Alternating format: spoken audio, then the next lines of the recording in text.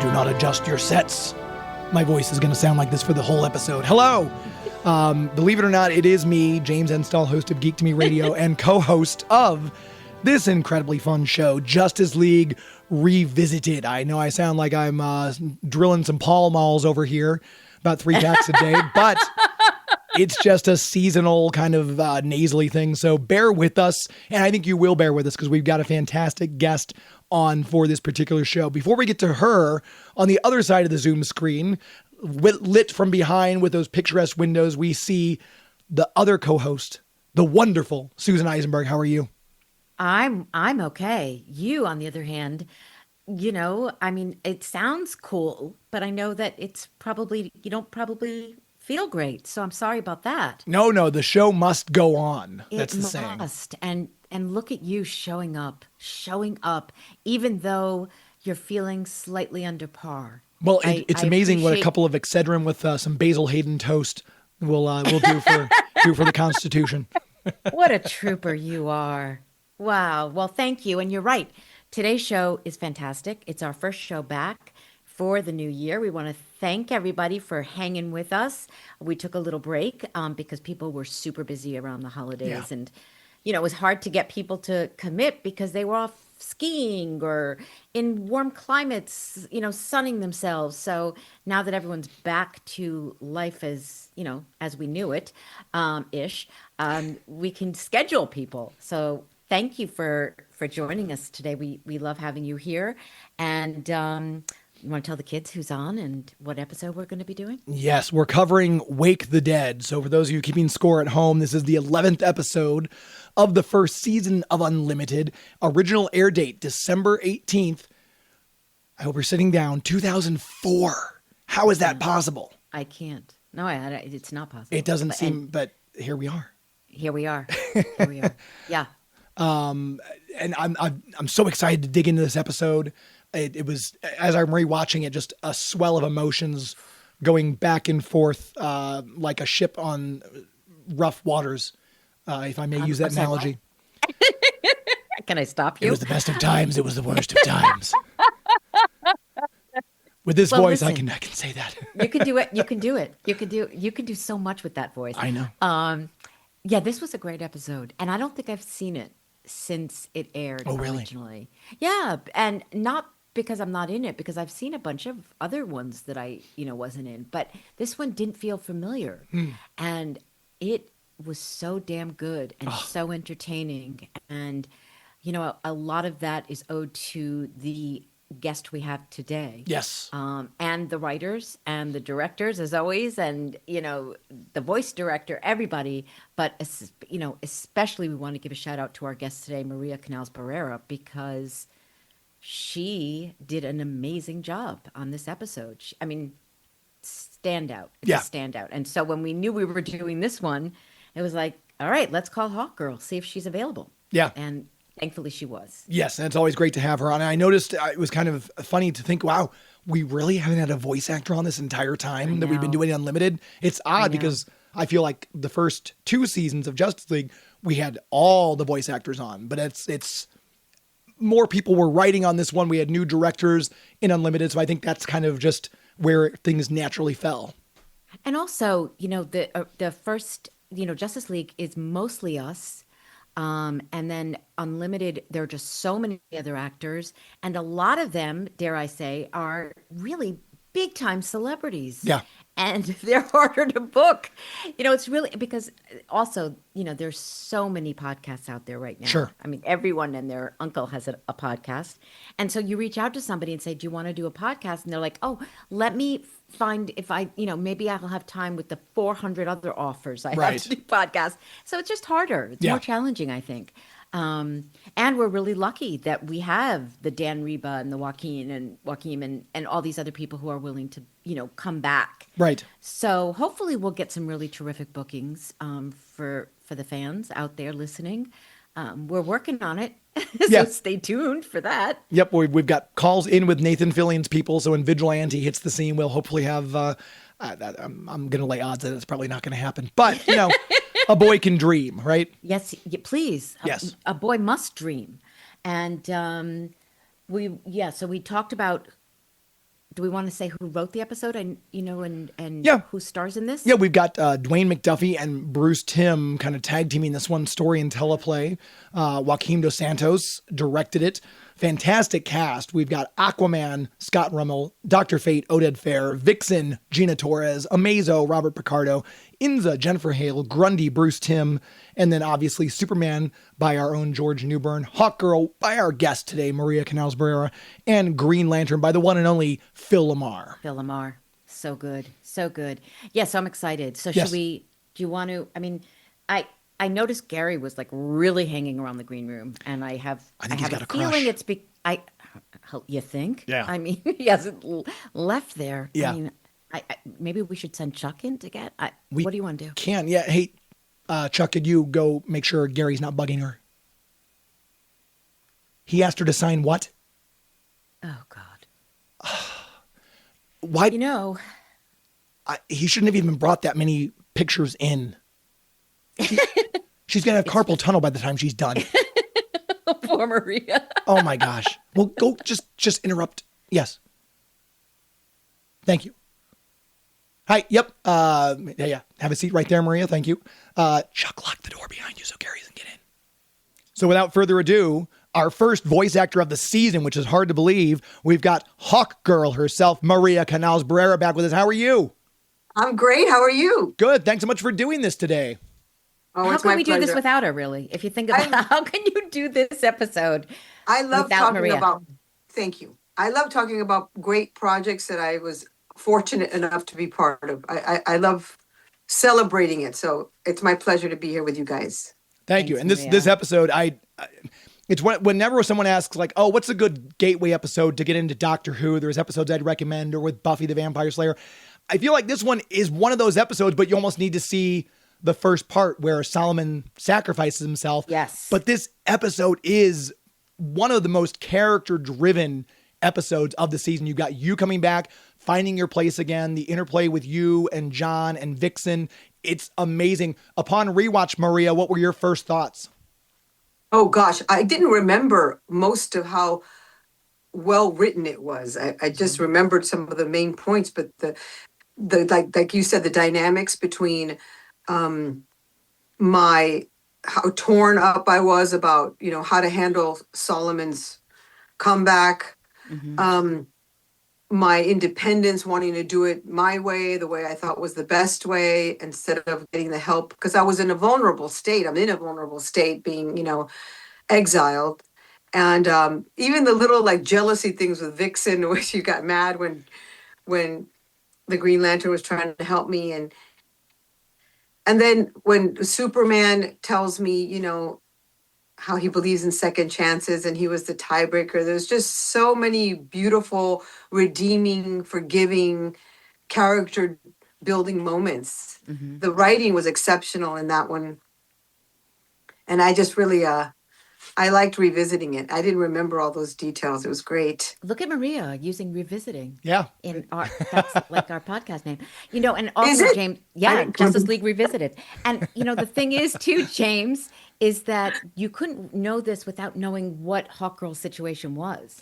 Yes. Like if you were just tuning into this, you wouldn't know why she was not in the league and what had Right. happened and all of that. But Yeah. as a standalone episode, which I don't know that I've seen it except when it first aired. Oh. I was Is that- like blown away by the writing, the writing, well, and the acting, the two things, the writing and the Yes. acting, because I'm sure this is as good a script as you could ask for in anything, even on camera. I agree. And even if you hadn't seen, the episode, like you said, that really explained everything, and it sure piques the interest. Yeah. It Oh, makes, definitely. like if I hadn't known, I'd be like, oh my gosh, what's she talking about? Bird nose. Why do you call her that? Sweet. Like this monster gave her a sweet nickname. Well, what's going on there? And what's the history with her and John? Like it's that kind of writing that makes you want to go back or look forward to the next episode. Yeah, it was great. And the fact that there could be so much humanity with Grundy and you, and so much of a connection, I just found that so powerful. Like James asked me earlier, did you cry? And I said, it made me really emotional. It always, those kinds of things with you and Grundy or you and John always got me, always. Yeah. And I mean, those scenes were just awesome. Awesome. Like, Yeah, and the animation, like when they come back to me, you see it so well illustrated in my Yeah. eyes. mhm, Like I'm carrying the feeling, and then when they cut back to me, oh yeah, I see the feeling. It's still there. Like they let it have its time. mhm. It's not okay. Oh, that moment is over. She's a superhero now. She's bounced back and she's strong. Oh, it still aches. Yeah. It aches within the viewer and it aches within the brilliant animation. And Vixen's jealous eyes. She didn't have a line, but that moment where she's pissed. Those human dynamics that we can really relate to within these Totally. superheroes. They're so beautifully intertwined Yeah, it with was very soap opera like, which is why I loved it so much. It was so soapy. It was like, oh, look at how Vixen's Oh, staring I at. met I met a guy. I'll tell you later. That's in a soap opera, super good looking. Mm. And I thought, oh, I bet you my friend Susan's a fan of yours. I'm sure I am. So I know, James, you had so many questions about, like, you had a lot to talk about No, with this episode. I was sitting there. The reason I asked Susan if she was crying is I was tearing up at the end, Yeah. especially because it's one of those things where, I've got a dog who's now getting older, and you see that look in Grundy's eyes when you first show up, hit him with the mace. You kind of feel like, oh, this is a rabid dog you unfortunately is sick and have to put down, which is that feeling. And Yes. then there's that line that Dwayne McDuffie and Bruce Timm got in there. Your favorite movie is Old Yeller. You know what I'm talking about. Right. It Yeah. just that kind of writing. And again, let's give our credit to Dwayne McDuffie and Bruce Timm, the story and teleplay by, and of course, Joaquin Dos Santos directing this one. We kind of knew the script was going to be good as soon as we see those names coming Yes. across the opening of this episode. But you had so many great lines, Maria, when you first show up and kind of turn around and there's John standing there, and your first thing is hate the beard. I loved that line. It's so real. That's the first thing a woman would think of. Yep. Of a boyfriend, current or past. It's like he changed his physicality. I don't like it. And I just love those moments of humor that are just fantastic. Yeah. And that's brilliant writing, in my opinion, because that is how people deal with high emotions and pain. We have to crack a joke in order to go on. And so these superheroes aren't any different in that way. And again, that's why the audience loves it so much, because of that very, very relatable writing. Yet we're transported into another, world of Right. superhero. It's just wonderful. And having had all the different writers and the people who do the storyboards and the directors on, I really got an appreciation this episode, the scale of destruction that was being taken place, all the storyboards where it's just rubble and buildings collapsing and glass blowing. I can imagine, like, I kept thinking that's going to be a lot of hard work to have to draw and animate all that. So that's another one of those things as I'm doing this podcast with Susan, my appreciation is coming down to such a finite level on these little details, which again was just kudos to everyone involved. Yeah. Oh, yeah. Well, we know now about it, right? Like when the directors would say, we had to build these spaces. We had to create these spaces from nothing. And it's like that one episode with all the evil robots. Oh, Darkheart, we just did. Yeah. And he said, that was so hard. The animation people really struggled. That was so difficult. So whenever you see anything on screen now, there's just such a deeper appreciation for how it got there, Yeah. Wow. Yeah. I think I've taken it for granted how intricate and difficult it is. It's not so easy. Oof. We Very did have some hard. questions come in also because we put it out that we're going to have you on, Yeah. Maria. And as soon as we said Maria's going to be on, everyone started saying, I want to ask her this. I want to ask her this. Obviously a fan of yours on Twitter at Shaira Holz, Holz. She wanted to know your favorite part about coming back. Because not that you were gone from the cast, but this was your comeback episode. What was your favorite part about getting back into the mix with the cast and doing this episode? The finding out how they voted and the love from the love and support from John and Superman were my favorite moments in that concerning coming back, being welcomed back. That was cool. Yeah. And again, to your point, the animation too, I think the reason, Susan and Maria, you both get this, and I've heard people say it to Phil and George, wow, were fantastic in this episode, because not only it's your voice, but the animators do such a great job. I think Maria said it earlier, making you can see the weight that you're carrying in the way your character's drawn and facial expressions. So it's no wonder that people come up to both of you and everyone else and say, boy, you were so good in this episode. And it was a combination of your voice and the animation. Yeah. The myriad of emotions, like when I'm playing chess and I'm so deadened and hopeless and numb, and when I'm torn about what the right thing to do is, feeling very like, almost like I have to do this alone. It's the right thing to do. And it's just so much going on. When you see it again, like especially years later for me, I can really appreciate all those moments, because when we're doing it, we're trying to connect with the words, Right. And then we're trying to match certain moments if we have to come back. And but as an audience member, years later, you can just see the whole thing as a unified story, and you can really pick up on all. And I was kind of impressed that they went there where I had to take him down like that. I know. Yeah. Like that was pretty bold. We're in a very like softer kind of society where those, people don't do that as easily as it was done, putting down a dog, or in this case, a zombie, It was, I was surprised that they did that. I like that they didn't show any of it. Yes, that was brilliant. That was brilliant. And it was humane. I mean, it was the humane, it was euthanasia. Exactly, it really was. And I loved that they didn't show it. I Well, loved he didn't. Sorry, go on. No, I love that they showed you after coming up, and like you're up there, and it was done, and you took care of it. I love that. But he didn't want it, right? Did he want it? Did he know when he closes his eyes? I think he did. Yeah, I kind of get the impression that I think he did. on a reptilian brain level, way down, he kind of knew that he wanted peace, and this was.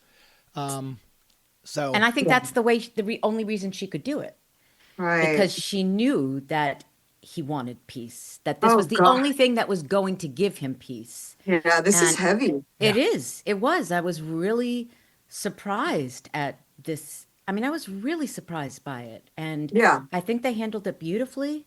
But I was surprised.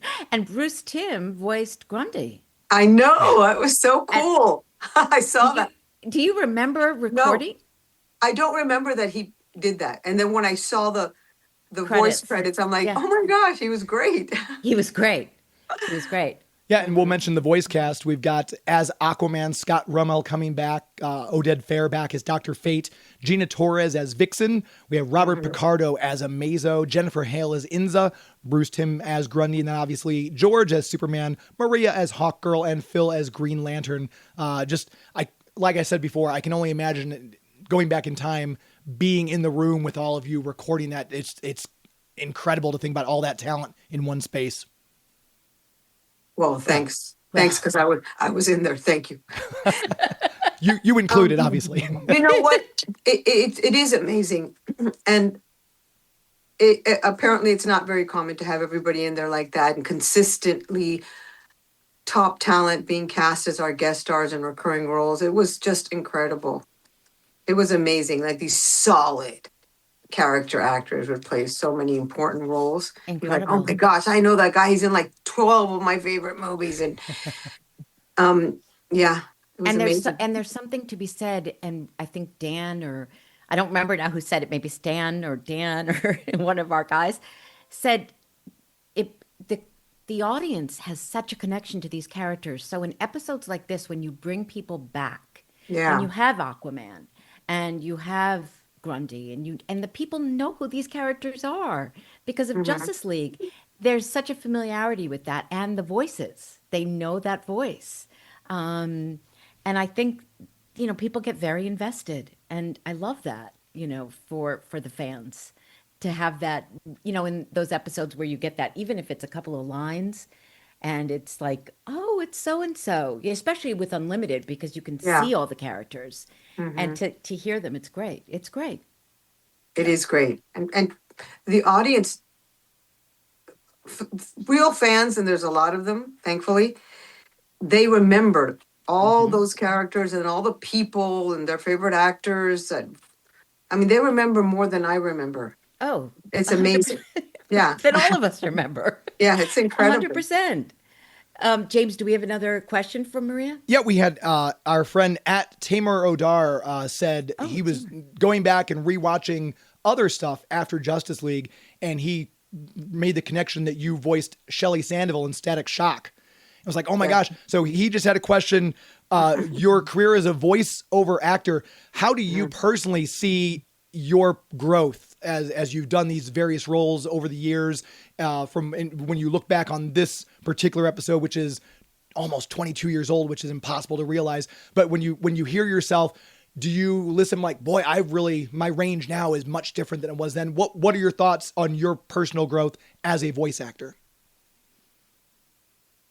Well, They're very different characters. My first one was Shelley Sandoval, I think.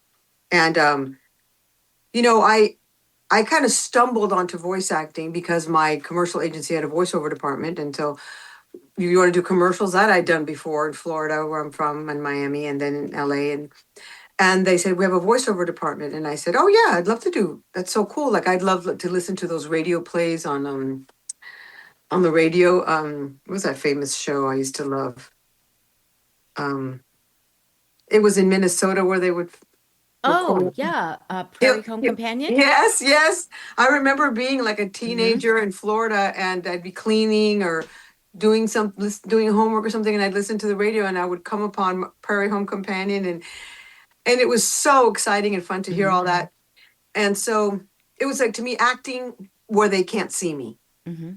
Yeah. And because they can't see me, then I really have to learn more about making things come alive with just my voice. So it's definitely a skill. It doesn't mean every actor can do it, because you have to jack it up in a realistic way to really connect with just your voice. So yes, I believe that I grew as an actor, in the specifically with the skill of doing voiceover.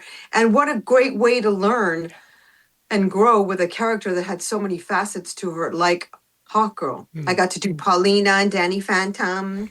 She was like a really spoiled teenager Latina Hawkgirl, Bean Girl, and then a warrior as Hawkgirl. And Shelley was just Shelley Sandoval. She was a reporter. So she was official. And that funny thing that Latin American people do on television, not just on television, well, they'll say their first name in English and the last name in Spanish. Accent. Yeah, which just throws people off. I just do the whole thing in English. Personally, I do the whole thing in English or the whole thing in Spanish, because it's just. But everybody does it differently. So because that's how they do it on TV, I do Shelley Sandoval, and it was very funny. But so I think, and I'm glad and grateful that I did learn and grow, and I still love it. I just did a ADR on Cape Crusader, Batman Cape Crusader. Yeah, I have a guest star, and I did it yesterday, and I came home so happy. And I was telling my family, that was so much fun.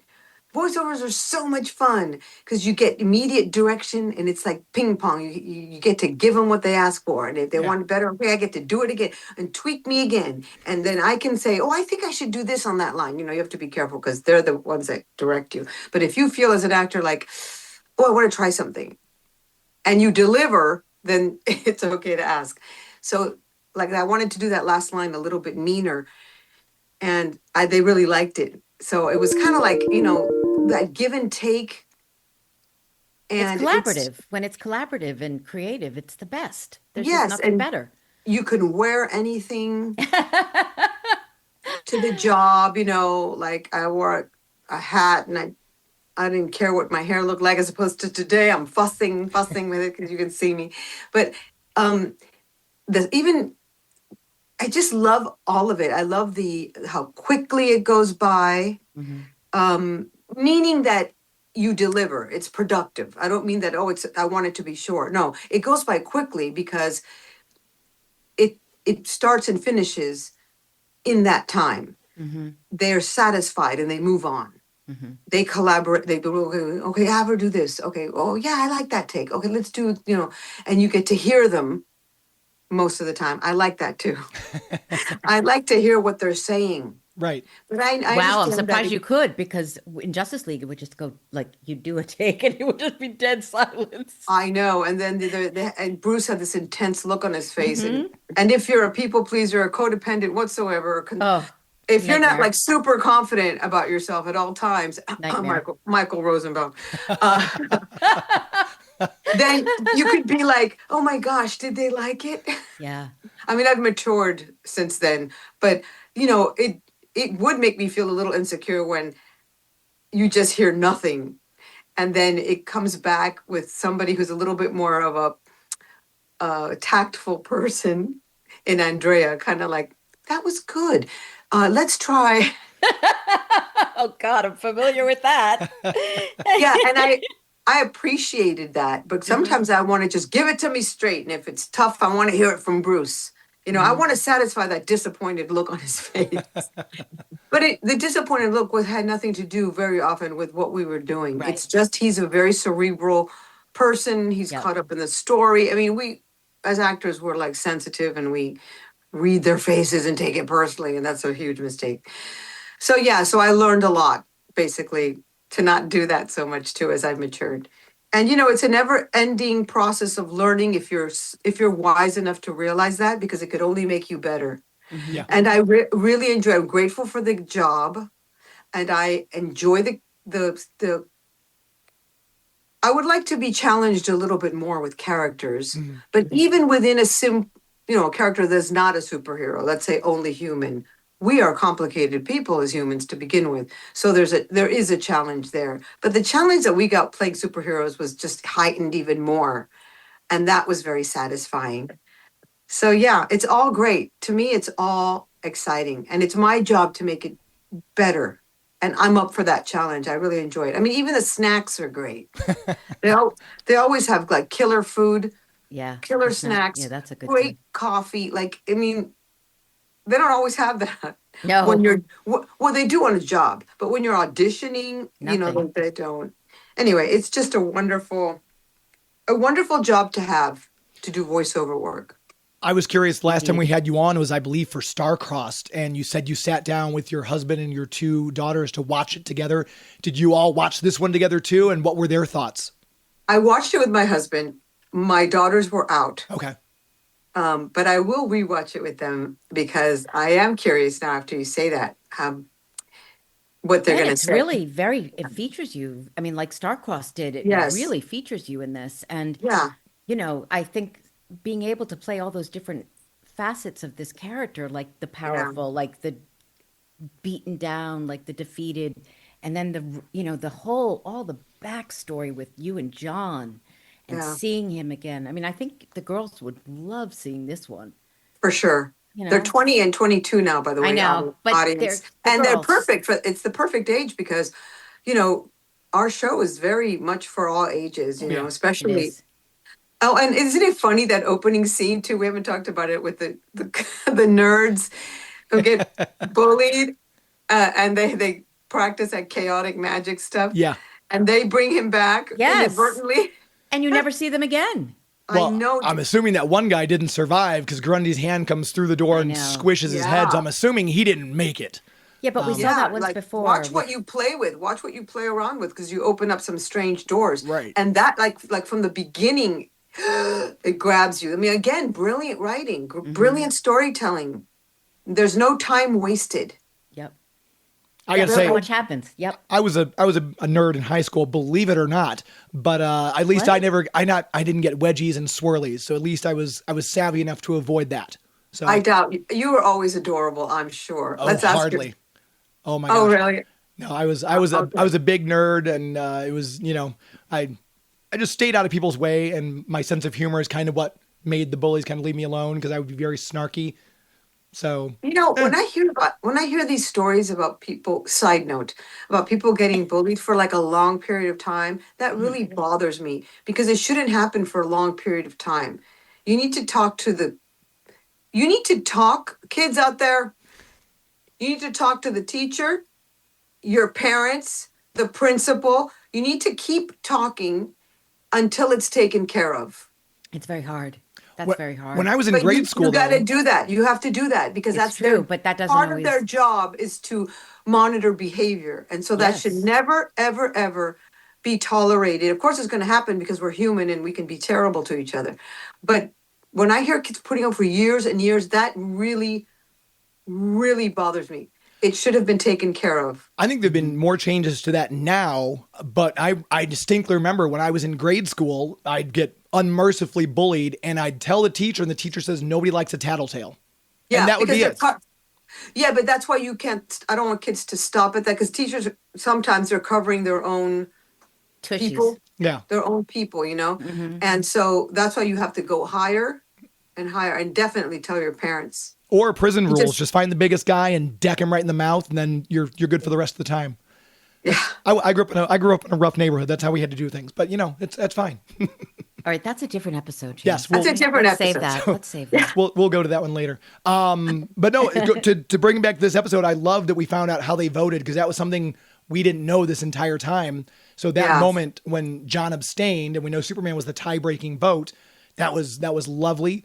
Yes, And yes. I think, like I said, we had to have you on for this one, Maria, because it is definitely your episode. Thank you. Yeah, it was very Hawkgirl centered, and that was really cool. Very cool. Well, So many people love what our animators and our writers did with the Hawkgirl character. And I just had the conversation yesterday with the gentleman, his name is Eric, who voices Commander, not Commander, in Batman, Commissioner Gordon. Oh, okay. On the show. In the new one, and he was talking to me about how he loves what they did with Hawkgirl. Like I always hear it, and I'm so Yes. grateful for that. And then of course I always get the question, what did you think when they wrote that you were going to betray the League? And I tell the story about how I foolishly was like, why are you guys doing this to me? And then I Well, to be realized fair, soon you didn't know what it was going to be. I mean, in the very, very beginning, when you first got wind of it, you Correct. just thought like, okay, bye-bye. You Correct. didn't know that there was this whole thought out like, okay, and then she's going to come back. Well, I didn't even think about that. I just thought about she's doing something terrible. Right. To the She's a lead. bad person now. And then I realized soon after, because I'm not a moron. Oh my gosh, this is actually what the best drama is about. Yeah. Conflict, and betrayal, and loyalties, and this is actually an amazing challenge and a wonderful thing. And it turned out to be true. And then we get this arc, which is your redemption arc. You're coming back now. So my last two questions for you, we have you mentioning, hate the beard when John shows up with his new look. That obviously the action figures also changed. The action figures changed for you as well because you went from the full Hawk regalia to you in the yellow, not jumper, but yellow suit. Do you, as the person who voiced this character, have a favorite look? Did you prefer the full-on Hawk regalia or did you like the more, I guess, casual Hawkgirl? Oh gosh, my fit is so amazing with a full-on Hawkgirl regalia, but you don't really get to see my green eyes. And my husband said, "Wow, you're gorgeous." And I said, "Thank you. I can take no credit." I'm drawn that way. Exactly.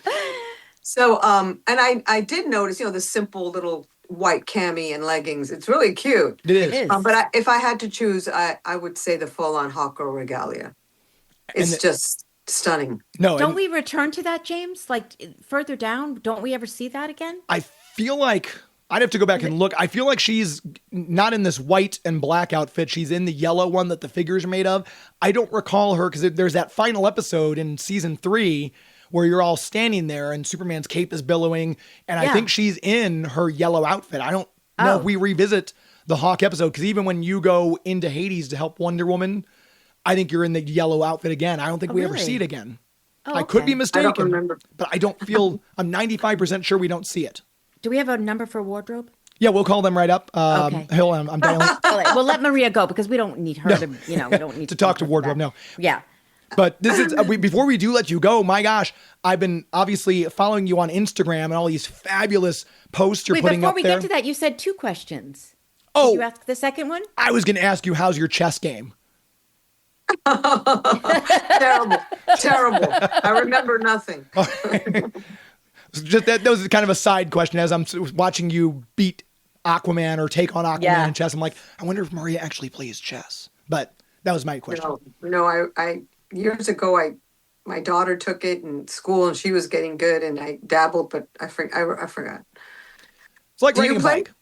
A little bit. I do it all the time in college because we'd all gather and we just play. So I've got my own board. It's actually the Batman set. So like the King and Queen are Batman and Catwoman. The other side is Joker and Harlequin. I mean, I said before, huge nerd. I'm not sure why this surprises you, Susan. That is so cool. That is adorable. But That's adorable. I got this fantastic set. I brought it, all my stuff is stored at my mom's house. I brought it here and I told my wife, hey, let's play chess. She goes, I hate chess. I'm like, you've got to be kidding me. I've got this gorgeous board and no one to play with. But that's okay. Susan, do you play, Susan? We did. Growing up, we had this beautiful chess set, beautiful, and I'll always remember it. And so my dad played quite well, and he taught us how to play.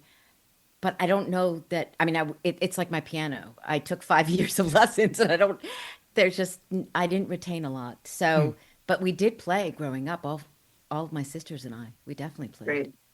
All right, so next time we meet up, we'll play a game and see which one of us comes out. Yes. Okay, let's do that. All right, so let's talk about Maria's, what's going on, because she's busy. Let's tell the kids what's keeping up happening with your her. posts on Instagram and Facebook and all the cool So things fun. you've been posting. So talk a little bit about, first of all, this summer, Camp Rock 3. Yes, Camp Rock 3, we finally did it. After 15 years, Camp Rock 3 has happened, and it will be out summer 2026. The Jonas Brothers are back. I'm back. A lot of surprises, a lot of talent. Connie Torres, right? Connie Torres. Yes, I'm now the camp director, people. Oh. So very exciting. It's great. The music is fantastic. You'll see a lot of surprises. Let me leave it at that. And you'll really like it. I think people are going to love it. They've been waiting a long time. I had a great time. We filmed it in Vancouver. Mm-hmm. I saw the pictures. I'm like, there you go. There she is on location in Vancouver. It was wonderful. It was wonderful. That's fantastic.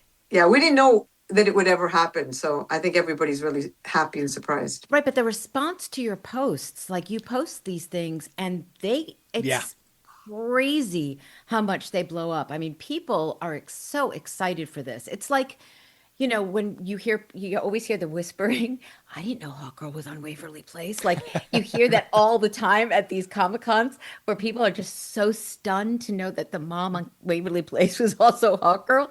So, I mean, when you do anything with Waverly Place or any of that, and you are doing more Waverly Place, it's like the second installment of this show. Yes. Tell us a little about that. Yes, that's another wonderful thing that I got to be part of 2 Disney franchises. Wow. So Wizards Beyond Waverly Place is the sequel to the original OG Wizards of Waverly Place. And so if it's picked up for a 3rd season, which I hope it's a hit and it's terrific, Right. I hope to be back on that as well. So that's very exciting. That's very exciting. Yeah, and like you said, those fans are I'm so grateful for those fans because just like with Justice League, they were there growing up. They have it has a special place in their hearts. These great shows that we got to be part of, and the fact that they can still watch it streaming and they can show it to their kids and it's just an amazing thing. And the difference though is that with Waverly, people recognize you. And I've told this so many times, but like walking out in the world with Maria, like when you go to a Comic-Con, if we all go to dinner after, and walking down the street with Maria is such an experience because literally she gets stopped every 15 feet by these girls that it's like how I felt when I saw David Cassidy. I mean, like their whole face lights up and they can't believe their good fortune that they're running into her in the real world. And they want to take pictures and autographs and all of that. So it's different. Like Justice League is amazing, but you're not going to get stopped all the time on the street because people know Hawkgirl. But Waverly is like the gift that keeps on giving. I mean, that is really something. And then also, aren't you on the Dora? Aren't you part of the whole Dora franchise? Yes, I'm her grandma, Abuela, in the new Dora the Explorer show and it's so fun. It's like, and I get to sing in that one. Oh, nice. Yeah, and I get to dance. I mean, my character dances. And she's just a beautifully written abuela. She's traditional, and she's also an adventurer. That's why Dora's an adventurer, because she takes after grandma. So it's really a beautiful character. Do you find it difficult to play a grandmother, being that you're only 35, Maria? Well, thank you. I turned 35 again this year, because God is good, is what I always say. But I was hoping your friend Selena Gomez, she needs to get you on Only Murders in the Building, because they always have guest stars on there. And I keep waiting, like, gosh, wouldn't it be amazing if Maria moved into the building and, lean on her a little bit? I would love that. Oh my gosh. I love the show. It's so great. It's so great. And I was at her wedding. Yes. And I saw all of these amazing actors, and musicians, obviously, and old friends. And so, Steve Martin and Marty Short were there. It was so sweet, and it was really cool. It's a great show, isn't it? It's very. Yeah, it's so delightful. It's delightful. So, are you kidding me? I would love to be on. Let's put that out in the universe. We are. Let's put it out there, guys. Yeah, yeah.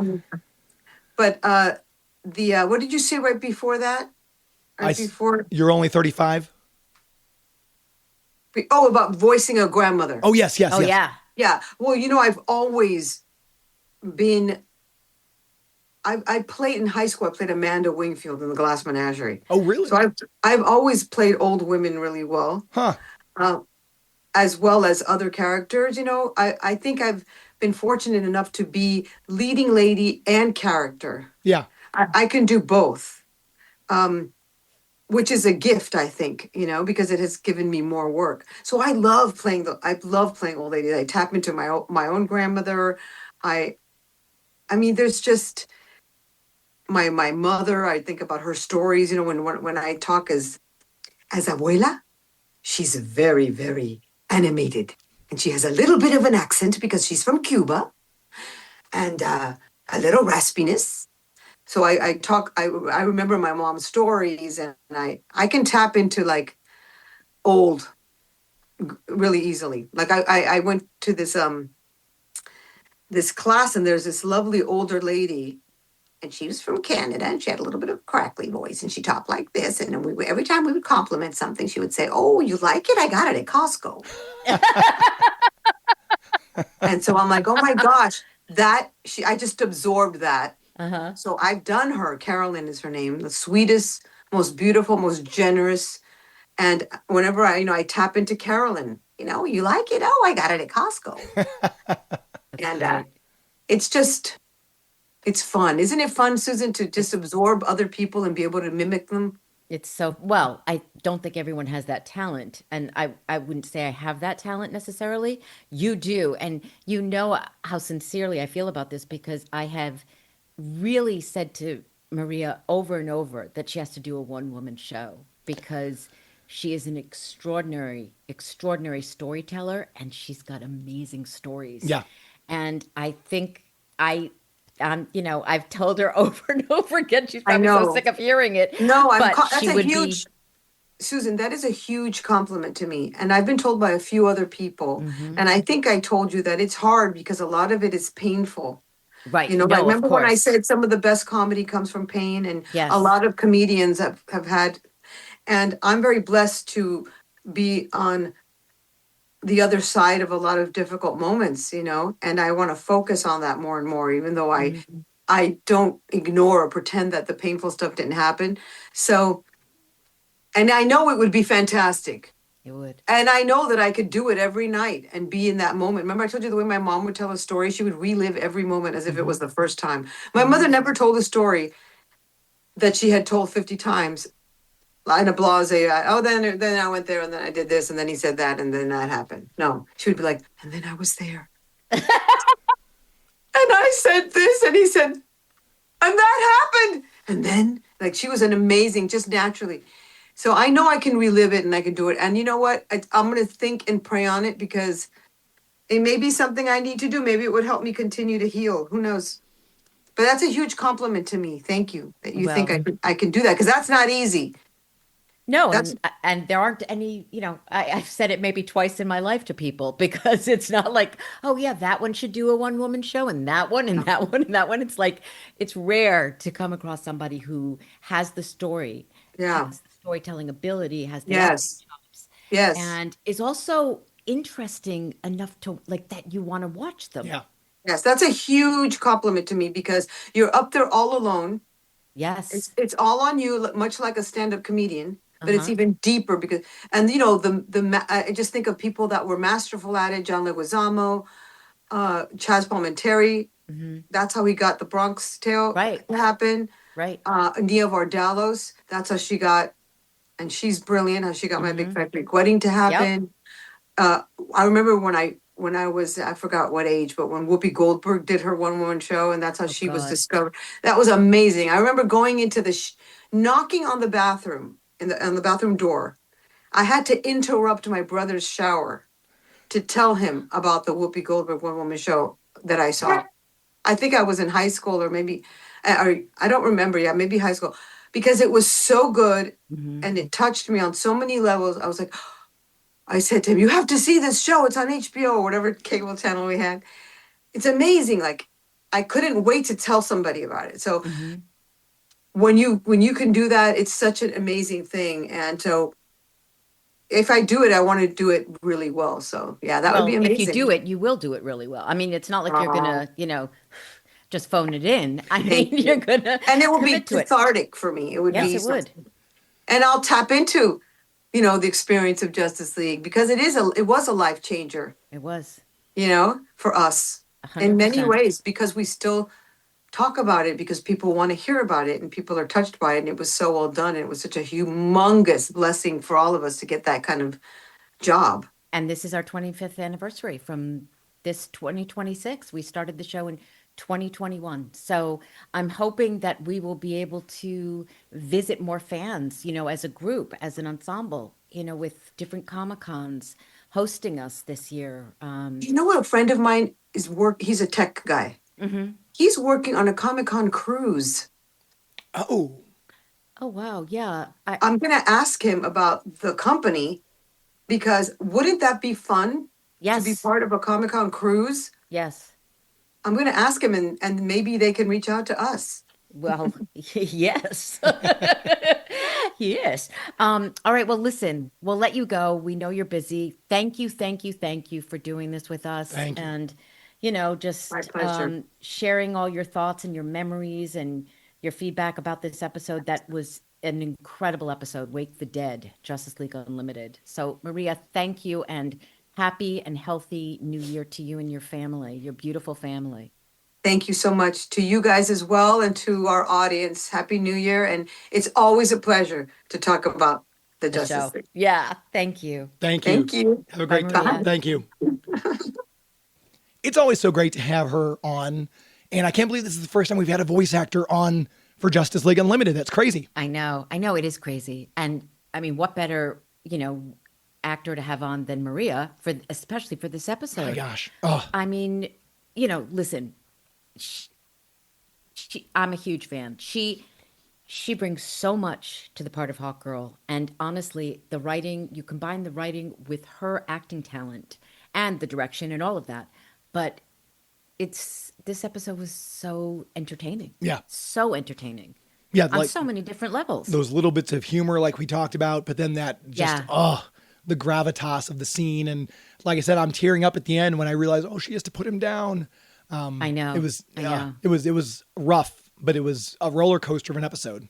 Yeah, it was. It was. And I had totally forgotten about Bruce being involved. I mean, we know Bruce did voiceover. Right. I mean, he did. And I think I've told you, like when we would do rehearsals sometimes and Kevin wasn't there because Kevin was in New York and the schedule didn't align, Bruce Timm would read with me as Batman. And, so it's like, not like, oh, how crazy that he did a voice. But I was so surprised when I saw Grundy, Bruce Timm.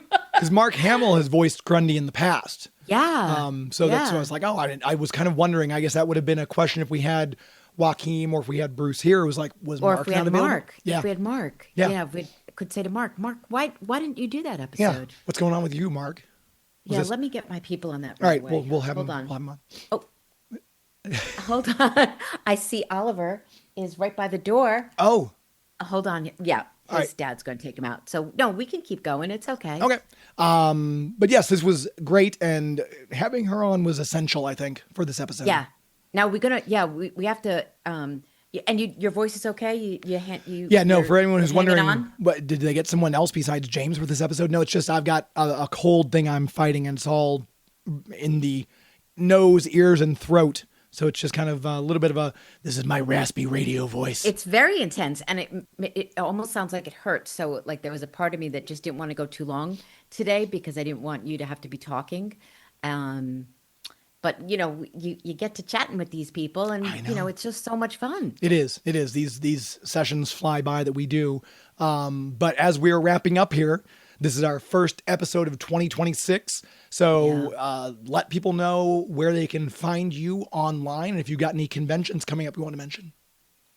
So, okay. So online, I'm Susan Eisenberg 1. And I'm that everywhere pretty much. And it's Susan Eisenberg 1, the number. And then my website is susaneisenbergvoice.com. And you can go on there and it'll have it'll have where I'm going to be appearing Comic-Con wise. And also you can email me there. I mean, I got a bunch of emails recently. One of them I shared with you because Yes, he it was very a lovely. fan, and he was kind enough to write to us and tell us how much he enjoys the podcast. And I wrote him back yesterday and thanked him for that. So, please, you can reach out to me. And Comic-Con's coming up. So I have one in not this weekend, but the following weekend. When is this going to drop, James? I think ideally it'll hit probably the first week or two of February if we're lucky. If we get everything, all our ducks in a row. Okay, so no. The ones I have coming up next are a little further down, Okay. a little further away. So I'll talk about those a little as we get a little closer. What about you? How can people find you and tell us what you have going on? Yes, so I'm easily findable. Is that a word? Findable? Yes, yes. On Instagram and Twitter and Threads at Geek To Me Radio. Just like it sounds, TO on the 2, me radio. We have our YouTube, which is youtube.com/Geek To Me Radio. I have the live radio show every Sunday where we do go live. So if you're listening to this and you were like, oh, does his voice always sound that bad? No, it does not. You can check it out in person.